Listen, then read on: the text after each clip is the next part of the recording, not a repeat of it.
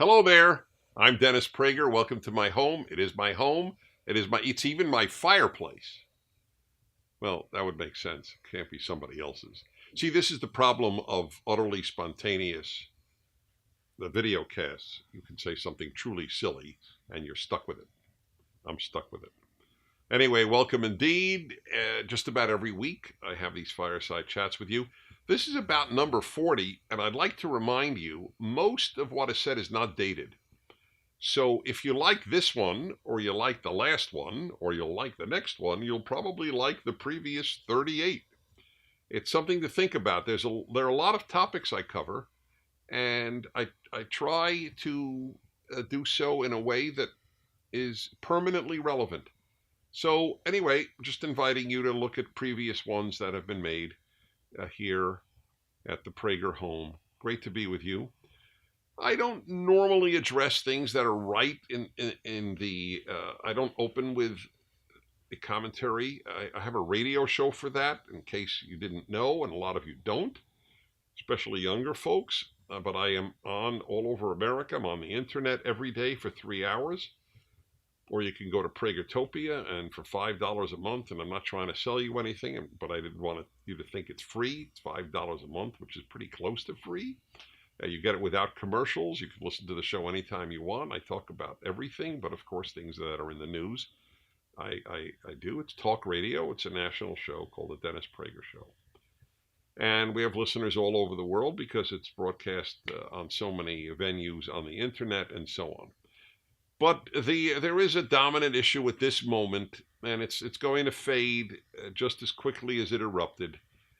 And it is with regard to the taking children from their parents who come illegally, and they come with a child, and they're separated if the parent doesn't plead guilty, pleads non-guilty, or asks for amnesty.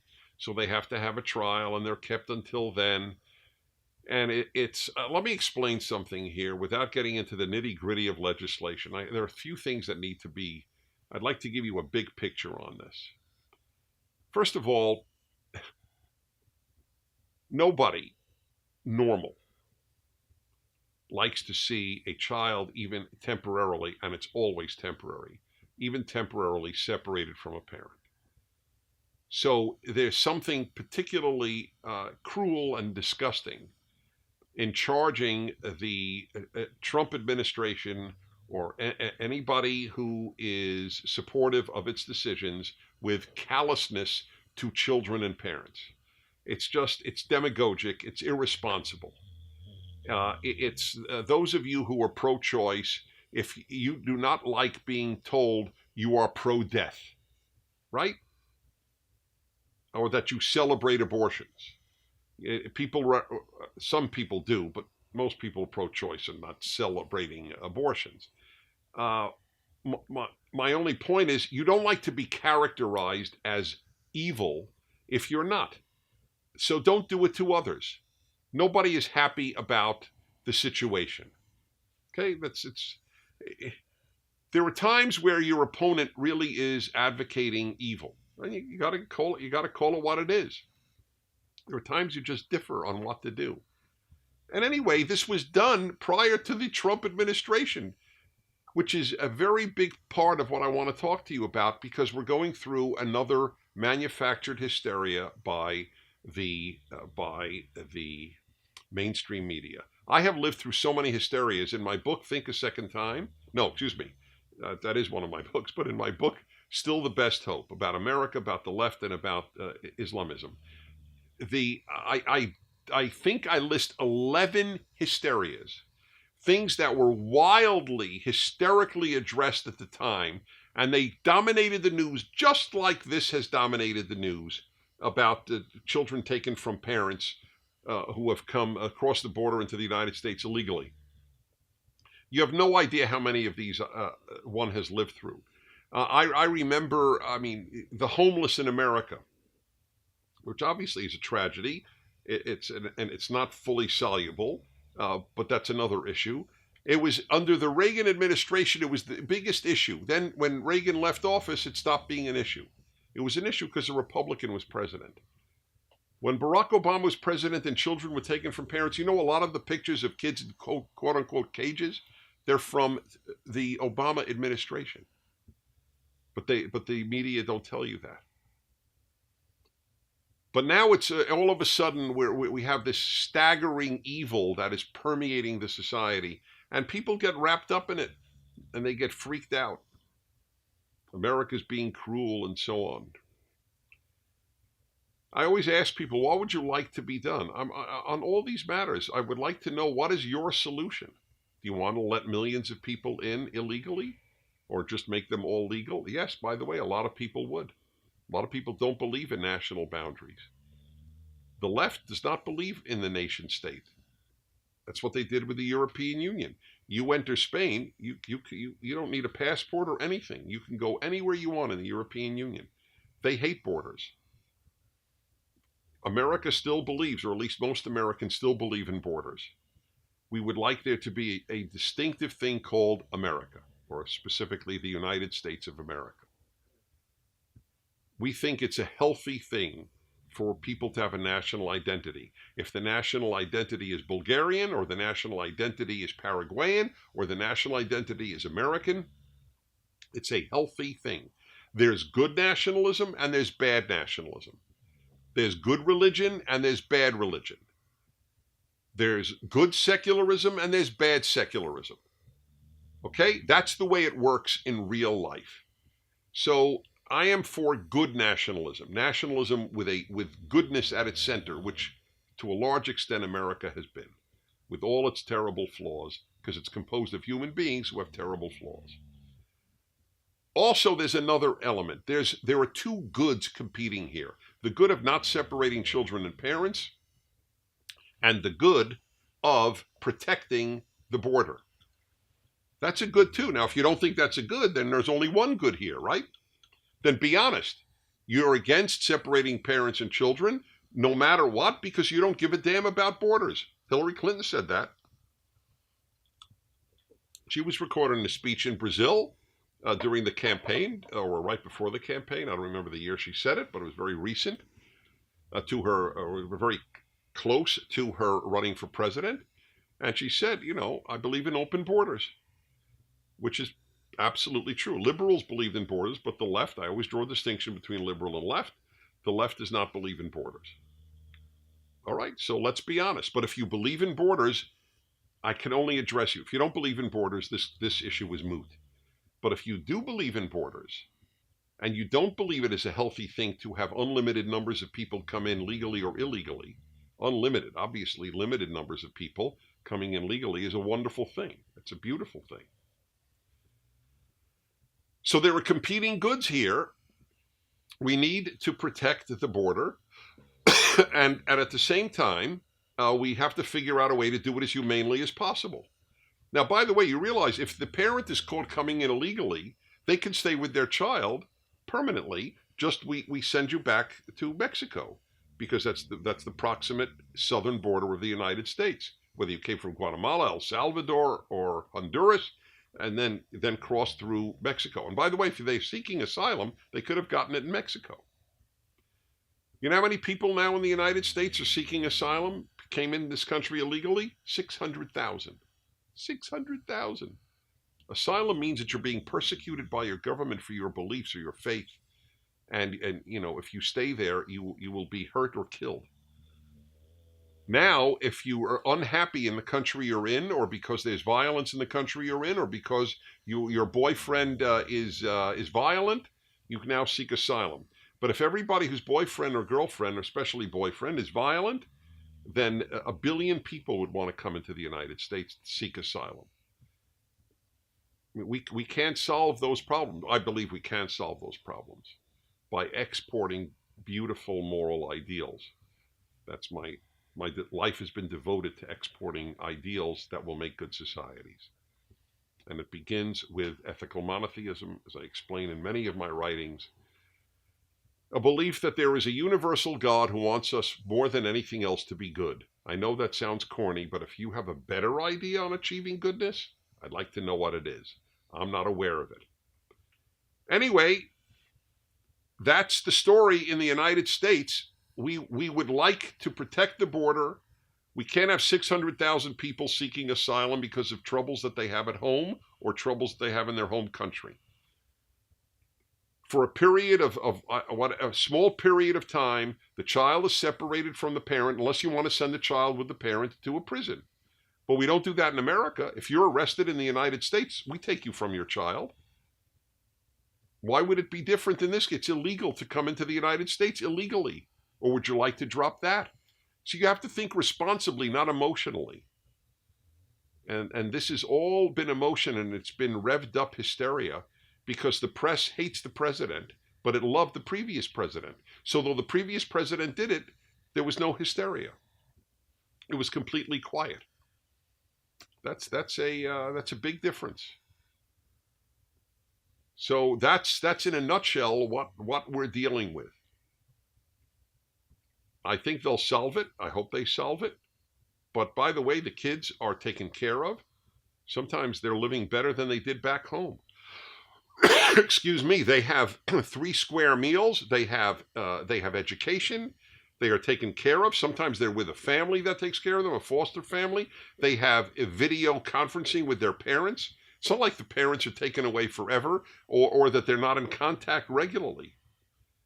Is it ideal? Of course it's not ideal, but the parent decided to violate American law in a very serious way. What are we supposed to do? Oh, you have a child? Okay, all rules then change. So I just wanted to give a perspective there that is worthy of having. Also, the number of children in this country growing up now without a father, not temporarily, not for 21 days or whatever it is, but for life. That doesn't seem to trouble the left, who basically don't think you need a father anyway. New York Times had a whole series of articles, Are Fathers Necessary? And most of the people in their dialogue said no. It's mind-blowing. Okay? Is that okay? Clear? All right, time for your questions. Don't get wrapped up in press hysteria. It's one of the great rules of life. Okay. Well, going from the truly significant to the less significant, but nevertheless worthy of a response. Cole 23, Amarillo, Texas. What are your top 3 cigars? Don't give me brands. Let me know what type, size, etc. In a nutshell, my favorite cigars are non-Cuban, Honduran, and Nicaraguan, and Dominican. And the stronger the better. I love strong cigars. And generally, about that size. Not bigger than this ring, but seems to have a little more flavor. So darker wrapper, and that's the way it works. You will be hearing me talk at length in one of these about my reasoning behind smoking a cigar, because I have a theory on almost everything I do. So enjoy that. Luca, if I pronounce that correctly, Lucca, 16 years old, Lisbon, Portugal. Hi. Why is Nazism seen taught as more dangerous than communism? You should see the Prager University video that I made. I think it's titled Why does communism have a worse name? Excuse me. Why does Nazism have a worse name than communism? Or why do people hate Nazism more than communism? In 5 minutes, I give a whole list of answers to that question. One of the answers, and it's not the only one, and it's not the biggest one, but it's a big one, is ignorance. Sheer, total ignorance of the horrors that communism inflicted on humanity. The most genocidal doctrine in history has been communism. In 1 century, it killed about 100 million civilians, not talking wartime, not talking soldiers. The ignorance is staggering. That people will wear a Che Guevara T-shirt, or that a restaurant is called the Mao restaurant. Mao killed between 60 and 80 million Chinese, and remember, that's the ones directly killed because of his policies. We're not talking about the ruined lives of those related to the 60 to 80 million. The catastrophe in his call. Just read about it. The Great Leap Forward. Anyway, one of the 10 books I list on my website, DennisPrager.com, as having most influenced me is a history of Mao. You should read it. It's painful to me that the hammer and sickle is not equated with the swastika. But if you care about human suffering, it ought to be. Evan, 15, Republic of Ireland. Hi, Dennis. Do you think cereal is just for breakfast? You know how much I've thought about that subject. This is the sort of thing that keeps me up at night. Every so often I will, at 3 a.m. I'll say to my wife, honey, is cereal just for breakfast? And then she'll say, oh, no, now I can't sleep. It must happen once a month. I'm just joshing with you. I love the question, or I wouldn't have taken it. How could any food be just for breakfast?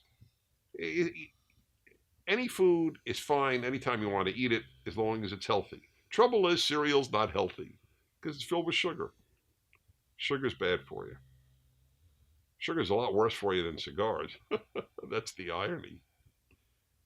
But it's hard, I haven't had cereal in so many years because I try not to have much sugar.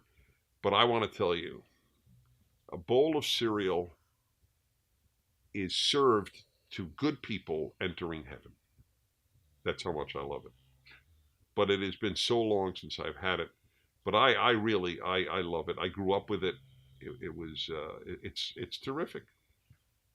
What am I going to do? It's a lot more fun than eggs, which is what I do have every morning. Ian, 23, Milwaukee, Wisconsin, USA. What are ways to celebrate the Sabbath that does not involve going to church? Well, I'm glad you asked, and by mentioning church, I assume you're Christian. It's a very interesting dilemma that Christians are facing, and I am well acquainted with Christianity and Christians. And if you ask a priest or a minister or a Christian theologian, are Christians obligated to observe the 10 commandments? They'll say yes. But then say, well, what about the commandment to keep the Sabbath? Then the answer is 50-50. I've asked this my whole life of Christian thinkers and leaders, and 50% said we are obligated to the Sabbath, and 50% said we're not. So that's the first thing. But I'll tell you this, whether you're obligated or not, having one changes your life. I make the case in my 10 Commandments videos on the video, the 5 minutes on the Sabbath. I strongly suggest that you watch it. And I could tell you that in my life, having a day away from broadcasting, a day away from the news. I don't watch the news. I don't listen to it. I don't watch TV or listen to radio for 24 hours. I'm just with friends and or family. It is the day I look forward to every week. Do you know what great it is to have a day you look forward to every week? But I will admit that for me, a Jew, the synagogue experience is part of it. I take that very seriously. I am with folks that I've been with for many years, and we bond, and we have time together to study, to pray. I'm not big on prayer much, but I'm there, and I'm there. I love Bible study. That's my favorite, as you can see in my book, The Rational Bible. But yes, so I think you should go to church. I think that experience with other people is very important. Find one that is meaningful to you. And also, I would argue, to answer your question, what do you do if you don't go to church?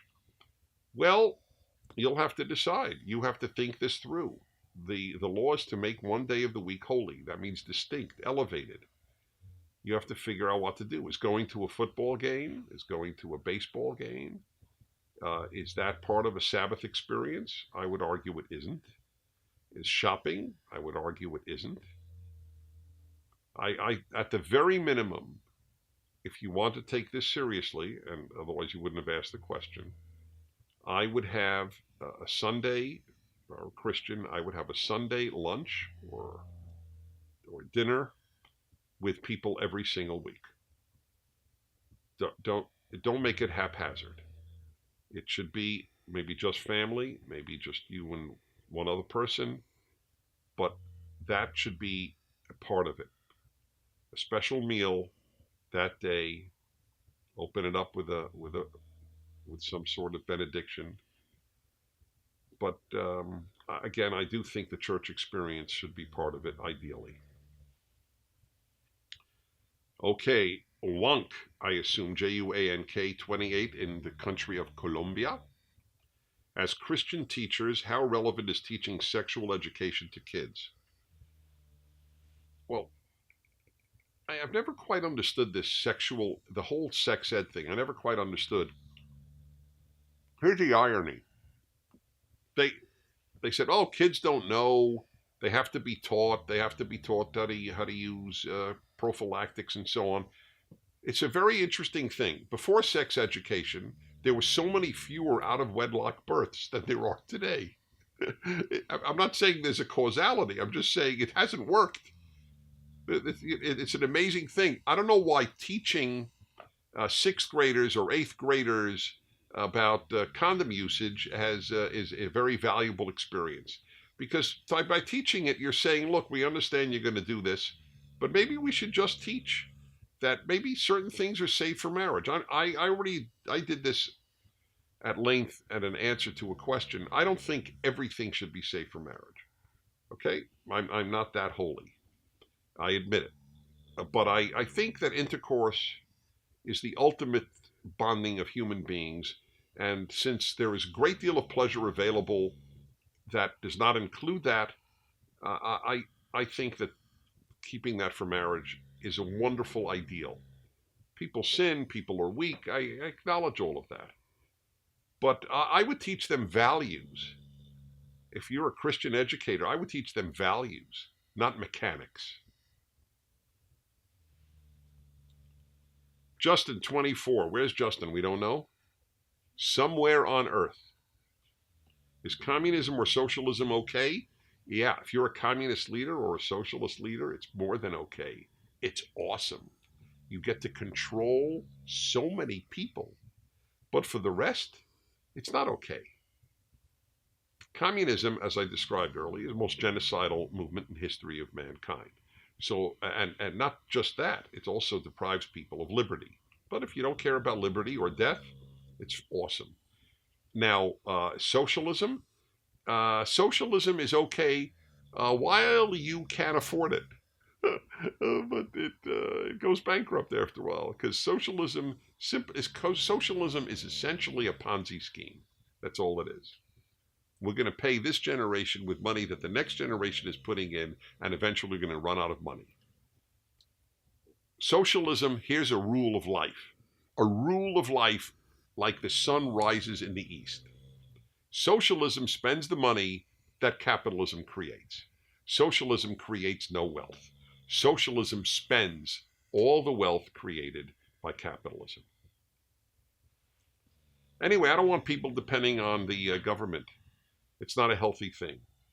They should depend on themselves and loved ones, community, and only finally, as a last resort, on the state. How we doing, folks? What's our time factor here? Yep, Jose, 38, Los Angeles. Who has been your favorite guest that you've had on your radio show? My favorite guest was my dad. Every July 18th, I had my father on until he died at the age of 96. And he was a great guest. He was like a pro. I mean, if I still play him. I play those recordings every July 18th on my show. So any given year, you should tune in and listen to that. He was funny. He was a character. He was totally comfortable on national radio. Got a big kick out of his son interviewing him. And I guess I would have to say, not only was he my favorite guest, a lot of people said, by the way, are you folks hearing my bulldog? I am. But you heard him then. I wish you could see him. It's really a shame, because he would make you laugh. That's my belief. The purpose of dogs is to make you laugh. And Our dogs do. Anyway, he was just a terrific guest. I had my mom on once. She was so nervous. She was so afraid of going on national radio, but she was terrific too when I had her.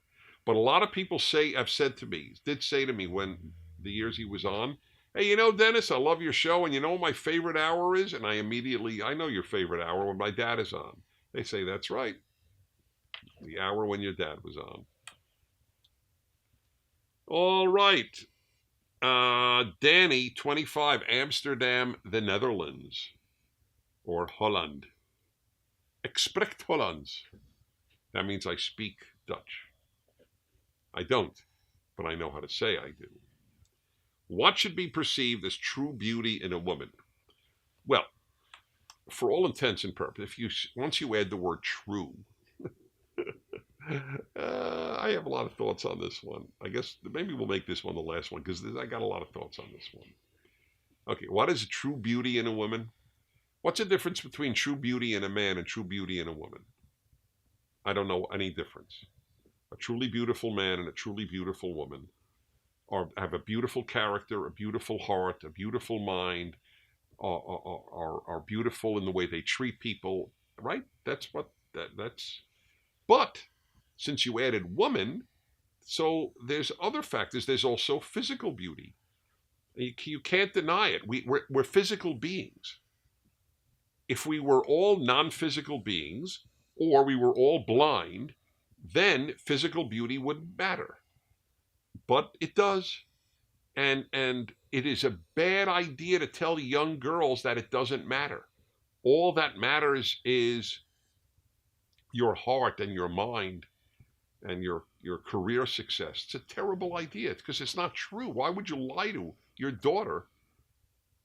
It's a lie. It's not true. Physical beauty matters, and it's not fair. It's not given by God or nature equally. I remember. I'll be very, very open here. I remember in my 20s, I really, really was smitten by a woman, but I didn't find her attractive enough for me to have a male-female bond. I found her, but she was so good and smart and everything. And I remember I very rarely cry, but I remember I cried alone when after we broke up on the phone, thinking I was angry at me, at my nature, and I was even angry at God. Why couldn't you have made her more appealing to me? She was so terrific. But what am I going to do? There's nothing I could do. I can't talk myself into something that doesn't have a talkable thing in it. So they knocked out the swimsuit competition and the evening gown competition in the Miss America contest. It's another stupid statement of, oh, looks don't matter. We're just going to see what their hopes and aspirations are. Who's going to tune in for hours to see the hopes and aspirations 3-hour program of 50 young women? Would you tune in for the hopes and aspirations of 50 young men? No. So it does nobody a service to deny that this matters. And I'll tell you this, one of the great favors that a wife could do for her husband is to try to stay as attractive as she can. And I know this is so politically incorrect. You know what politically incorrect means? There are two definitions. One is that it offends the left, right? That's a universal characteristic of politically incorrect. The other is it's true. That's another definition of the word or the term politically incorrect. These are people who hate the truths of life that are painful. It's a painful truth. I'm not happy to tell it to you, but I'm not going to lie to you. That's a very big deal. Okay? And that's the answer. So what true beauty? True beauty, I don't know what the word true beauty means. to the extent that I know, I said about what's the difference between true beauty in either of the sexes. But it's not the only beauty that there is in this world. Maybe the next world is completely non-material, and then it won't matter. But in this world, it does matter. Now, it's not the only thing that matters. Any man who thinks that is a fool. But any woman who thinks it doesn't matter, I taught young people a lot, many, many years of teaching young people about life, not just any given subject. I taught at college, but I also taught at an institute where I taught religion and life for a month at a time. So I had college kids and kids from 19 to 23 years old. For 4 weeks, they would sleep at this institute. I did that for 8 years. I talked to them about everything. And I remember a young woman raised her hand and she said, well, my view is that if a man really loves me, he'll love me for my heart and my mind. No, he won't love you for your heart and your mind. He will love your heart and your mind if he really loves you. That is correct. But that's not the only thing. And I told her that. And I said, I don't want you to think that because I want you to have a good man in your life. And if you go around thinking that that's all that matters, your heart and your mind, you're fooling yourself. They matter a great deal, but that's not all that matters. Not in this world, maybe in the next. But we're living in this world. And I don't want to fool you because you're being fooled at college when they tell you the opposite of what I just said. It's a good thing to end on because it's really important. So thanks for being with me. From my home to yours, I'm Dennis Prager.